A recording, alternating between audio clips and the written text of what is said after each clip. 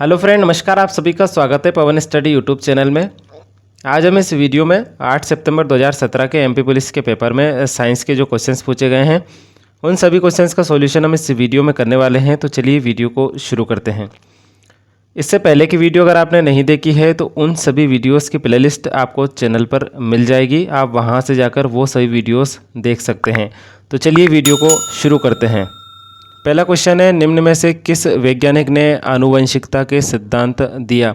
सही आंसर हो जाएगा मेंडल। इनको हम ग्रेगर जॉन मेंडल भी कहते हैं। इन्होंने ही आनुवंशिकता का नियम दिया था, इसीलिए इन्हें आनुवंशिकता का पिता भी कहा जाता है। नेक्स्ट क्वेश्चन, जीन क्रिया के नियमन का सबसे अधिक स्वीकार्य लाभ चुने। सही आंसर हो जाएगा उपयुक्त सभी। नेक्स्ट क्वेश्चन, निम्न में से कौन सा कथन असत्य है? सही आंसर हो जाएगा हमारा समान जनक कोशिकाओं की संतति कोशिकाएं समरूप नहीं होती है, ये असत्य। जबकि समसूत्री विभाजन जो होता है वो शरीर के सुधार में सहायक होता है। और समसूत्री विभाजन आप याद रखिए देही कोशिकाओं में होता है या कायिक कोशिकाओं में होता है। कायिक कोशिकाओं को हम सोमेटिक सेल भी कहते हैं।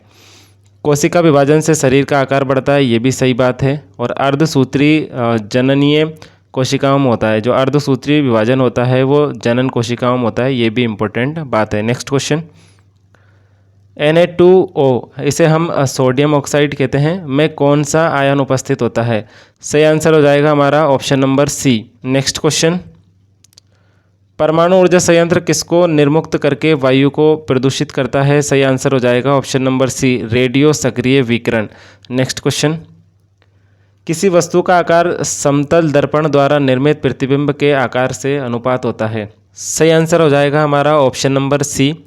समतल दर्पण से एग्जाम में कई क्वेश्चन बनते हैं जो काफ़ी इंपॉर्टेंट है। पहला क्वेश्चन ये बनता है कि समतल दर्पण जो होता है उसमें प्रतिबिंब कैसा बनता है? तो समतल दर्पण में प्रतिबिंब आभासी बनता है, आभासी को हम काल्पनिक भी कहते हैं। और पार्श्व उल्टा बनता है, आप ये याद रखिए। समतल दर्पण का एक इम्पोर्टेंट उपयोग है जो आपको याद रखना ही चाहिए।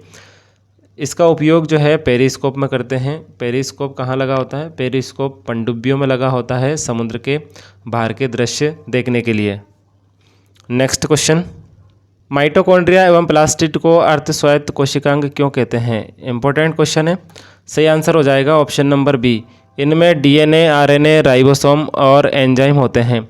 माइटोकॉन्ड्रिया को हम पावर हाउस ऑफ सेल भी कहते हैं या फिर कोशिका का ऊर्जा गृह भी कहते हैं, क्योंकि हमारे शरीर में जितनी भी एनर्जी बनती है वो माइटोकॉन्ड्रिया में ही बनती है। नेक्स्ट क्वेश्चन, मांसपेशियों को अस्थियों से कौन जोड़ता है? ये भी इम्पोर्टेंट क्वेश्चन है कि जो हमारी मांसपेशियां होती है उसको हड्डियों से कौन जोड़ता है। ये कई बार आया है क्वेश्चन, पिछली वीडियोस में हमने इस पर कई बार चर्चा की है। तो सही आंसर हो जाएगा हमारा कंडरा। कंडरा को हम टेंडन भी कहते हैं, ये भी इम्पोर्टेंट है। नेक्स्ट क्वेश्चन, रेशम तंतु से प्राप्त किए जाते हैं। सही आंसर हो जाएगा कोकून। रेशम जो है एक प्राकृतिक रेशा है, ये भी इम्पोर्टेंट है। नेक्स्ट क्वेश्चन, हमारी सौर प्रणाली का निकटतम तारा कौन सा है? सही आंसर हो जाएगा अल्फा सेंचुरी। अगर आपसे क्वेश्चन ऐसा पूछा जाए कि पृथ्वी का सबसे निकटतम तारा कौन सा है तो आपका सही आंसर हो जाएगा सूर्य। सूर्य जो है वो हमारी पृथ्वी का सबसे निकटतम तारा है। और अगर क्वेश्चन इस तरह से पूछा जाए कि सौर मंडल का सबसे निकटतम तारा कौन सा है तो फिर आपको लगाना है अल्फा सेंचुरी। नेक्स्ट क्वेश्चन, विभवांतर के मापन के लिए प्रयुक्त होने वाली डिवाइस निम्न के रूप में जानी जाती है। सही आंसर हो जाएगा वोल्टमीटर। वोल्टमीटर से हम विभवांतर को मापते हैं। वोल्टमीटर का जो आविष्कार किया था वो किया था हैंस ऑरेस्टड ने। किसने किया था? हैंस ऑरेस्टड ने। अब साथ ही साथ आप ये भी याद रख लीजिए कि गैल्वेनोमीटर से हम क्या मापते हैं। तो गैल्वेनोमीटर में हम विद्युत धारा की दिशा और मात्रा मापते हैं, और आमीटर से हम विद्युत धारा को मापते हैं। ये दोनों ही वेरी इंपॉर्टेंट हैं, तो आप इन्हें याद रखिए। नेक्स्ट क्वेश्चन, निम्न में से किस एक रक्त वाहिका में केवल वी ऑक्सीजनित रुधिर होता है? अब देखिए ये वी ऑक्सीजनित रुधिर का क्या मतलब? हमारे शरीर में दो प्रकार का रुधिर पाया जाता है। एक रुधिर वो होता है जिसमें ऑक्सीजन उपस्थित होती है, उसे हम बोलते हैं शुद्ध रक्त। और एक रुधिर वो होता है जिसमें कार्बन डाई उपस्थित होती है, उसे हम कहते हैं अशुद्ध रक्त। तो यहाँ पर जिसमें ऑक्सीजन उपस्थित नहीं होती है वो रक्त हमसे पूछा गया है, मतलब कि अशुद्ध रक्त हमसे पूछा गया है। तो इसका सही आंसर हो जाएगा फुफ्फुस धमनी। इसे हम पल्मोनरी धमनी भी कहते हैं। देखिए धमनियों में वैसे शुद्ध रक्त होता है, लेकिन ये फुफ्फुस धमनी जो होती है, पल्मोनरी जो धमनी होती है, वो अपवाद है। इसमें कैसा रक्त होता है? अशुद्ध रक्त होता है। इम्पोर्टेंट है। नेक्स्ट क्वेश्चन, जब रात को आकाश में चांद बिल्कुल दिखाई नहीं देता है तो इसे क्या कहा जाता है? सही आंसर हो जाएगा अमावस्या। अमावस्या को हम न्यू मून भी कहते हैं और पूर्णिमा को हम फुल मून कहते हैं। नेक्स्ट क्वेश्चन, निम्न उल्लेखित फसलों में कौन सी 2 फसलें खरीफ की फसलें हैं? सही आंसर हो जाएगा ऑप्शन नंबर सी, धान और मूंगफली। इनको हम खरीफ की फसलें कहते हैं। साथ ही साथ आप ये भी याद रखिए कि मक्का, बाजरा, सोयाबीन, ये सभी फसलें भी खरीफ की फसलें हैं। आपको कमेंट करके बताना है कि रबी की फसलें कौन कौन सी होती है। नेक्स्ट क्वेश्चन, खरीफ की फसल की अवधि क्या है?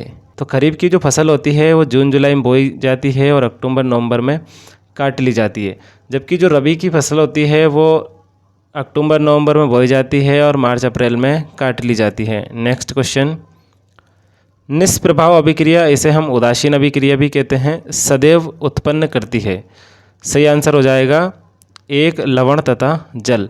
अब देखिए जिन अभिक्रियाओं में अम्ल तथा क्षार अभिक्रिया करके लवण और जल बनाते हैं उन्हें हम उदासीन अभिक्रिया कहते हैं। नेक्स्ट क्वेश्चन, निम्नलिखित में से किस माध्यम में ध्वनि सबसे तेज यात्रा करती है? इन ऑप्शंस में से सही आंसर हो जाएगा इस्पात। इस्पात में जो है ध्वनि सबसे तेज यात्रा करती है। अब ध्वनि जो होती है वो अनुदैर्घ्य यांत्रिक तरंगे, ये भी इंपॉर्टेंट बात है। हमने यहाँ पर लिखा है ध्वनि की विभिन्न माध्यमों में चाल लिखी है, ये इंपॉर्टेंट है, आप सभी याद रखें। जैसे कि कार्बन डाइऑक्साइड में ध्वनि की चाल होती है 260 मीटर पर सेकंड, ये 0 डिग्री सेल्सियस पर हमने यहाँ पर ये चाल ली है। तापमान कितना रखा है? 0 डिग्री सेल्सियस। वायु में आप याद रखिए 332 मीटर पर सेकंड, कई बार ये क्वेश्चंस पूछा गया है। नेक्स्ट है भाप में 100 डिग्री सेल्सियस पर 405 डिग्री होता है, 405 मीटर पर सेकंड होता है। एल्कोहल में 1213 मीटर पर सेकंड होता है, इंपॉर्टेंट है। हाइड्रोजन में 1269 होता है, ये भी आप याद रखिए। पारा में 1450 होता है। जल का आप याद रखिए, इंपॉर्टेंट है, जल में 1483 मीटर पर सेकंड होती है। समुद्री जल में 1533 होती है। लोहा में इंपॉर्टेंट है, लोहा को हम इस्पात भी कहते हैं, लोहा में होती है 5130 मीटर पर सेकंड, ये ध्वनि की चाल होती है लोहा में। इसके बाद कांच में 5640 मीटर पर सेकंड होती है और एल्यूमिनियम में सबसे ज़्यादा होती है, कितनी होती है? 6420 मीटर पर सेकंड। देखिए सबसे ज़्यादा एल्यूमिनियम में हो गई और सबसे कम किस में हो गई है? कार्बन डाइऑक्साइड में। नेक्स्ट क्वेश्चन, प्राकृतिक गैस का मुख्य घटक क्या है? सही आंसर हो जाएगा मीथेन। नेक्स्ट क्वेश्चन, कौन से कोशिका अंगक को सामान्यतः कोशिका का हाउसकीपर कहा जाता है? इंपॉर्टेंट क्वेश्चन है। सही आंसर हो जाएगा लाइसोसोम। लाइसोसोम को हम कोशिका का हाउसकीपर कहते हैं, क्योंकि ये जो होता है ये देखिए घर में, हमारे घर में हाउसकीपर का क्या कार्य होता है कि जो अनावश्यक जो चीज़ें हैं उनको घर से हटाना। इसी तरह कोशिका में लाइसोसोम का कार्य होता है कि जो अनावश्यक जो पदार्थ होते हैं उनका ये भक्षण करता है, उनको खाता है या फिर उनको हटाता है। इसीलिए हम इसको लाइसोसोम को आत्महत्या की थैली भी कहते हैं, सुसाइड बैग कहते हैं, क्योंकि ये पदार्थों को खाता है और फूट जाता है, उसके बाद फिर ये खाता है और ये फिर फूट जाता है। इस तरह से इसका कार्यक्रम ये चलता रहता है। नेक्स्ट क्वेश्चन, पृथ्वी का अचानक हिलना अथवा कांपना जो बहुत ही कम समय के लिए रहता है उसे क्या कहा जाता है? सही आंसर हो जाएगा भूकंप। भूकंप से आप एक और क्वेश्चन याद रखिए कि भूकंप के अध्ययन को हम क्या कहते हैं? सिस्मोलॉजी कहते हैं। और भूकंप को मापने वाले यंत्र को क्या कहते हैं? उसे हम सिस्मोग्राफ कहते हैं। नेक्स्ट क्वेश्चन, गलत मिलान को चिन्हित करें। सही आंसर हो जाएगा एरेकाइमा स्थानिक प्रागणन। नेक्स्ट क्वेश्चन, इंद्रधनुष के रंग प्राप्त करने के लिए श्वेत प्रकाश को एक प्रकाशिकी उपकरण के माध्यम से गुजारना पड़ता है जो खिलाता है। सही आंसर हो जाएगा हमारा प्रिज्म। जब हम प्रिज्म से श्वेत प्रकाश को गुजारते हैं तो वो प्रकाश की किरण 7 रंगों में डिवाइड हो जाती है, जो इस प्रकार है: बैगनी, जामुनी, नीला, हरा, पीला, नारंगी, लाल। आप इसे बेजानी हपीनाला से भी याद रख सकते हैं या फिर विबजी योर से भी आप याद रख सकते हैं। नेक्स्ट क्वेश्चन, ऊतक के बारे में निम्न में से कौन सा कथन सत्य नहीं है? सही आंसर हो जाएगा ऑप्शन नंबर बी, बहुकोशिकीय जीव में केवल एक ऊतक का होना। ऊतक क्या होते हैं? समान कोशिकाओं के समूह को हम ऊतक कहते हैं। नेक्स्ट क्वेश्चन, उस एंटीबायोटिक की पहचान करें जिसका स्रोत फफूंदी है। सही आंसर हो जाएगा हमारा पेनिसिलिन।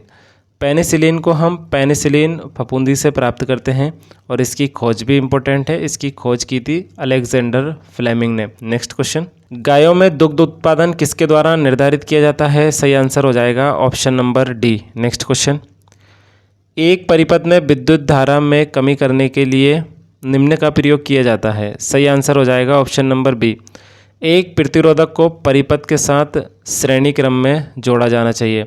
अगर हम परिपथ में विद्युत धारा में कमी करना चाहते हैं तो जो परिपथ में जो उपकरण लगे हैं उन सबको हमें श्रेणी क्रम में जोड़ना चाहिए।